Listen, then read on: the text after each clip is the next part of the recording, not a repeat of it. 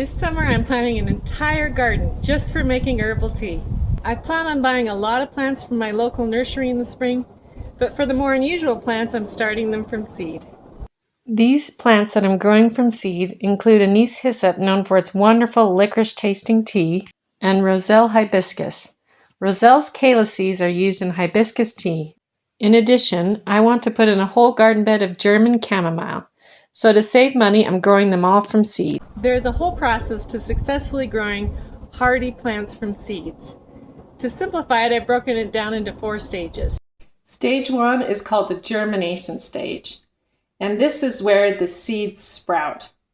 Now, for this stage, I've planted my anise hyssop and roselle seeds in some moist potting soil.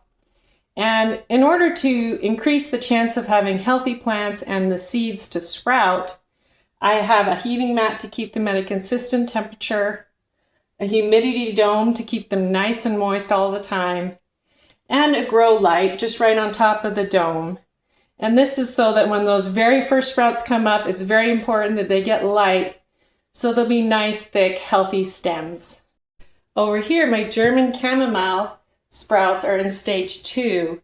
And stage 2 begins once the seeds sprout. At that point, you remove the humidity domes, you can put away your heat mat, and you want a grow light just about an inch above your tallest sprouts.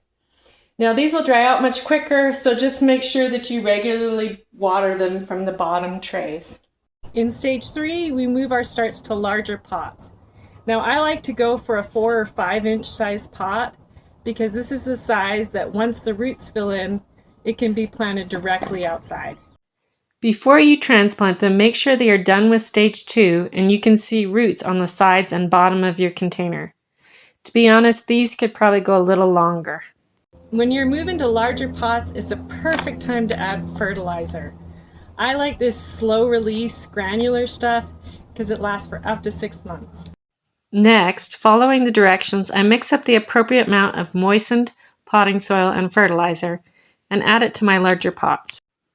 Then I carefully repot the plants in my larger pots. These plants now need to be placed under a grow light and watered regularly until their root system and their stems are strong. Once your plants have matured, you enter the fun stage, stage 4, where you get to plant them outside and enjoy your hard work.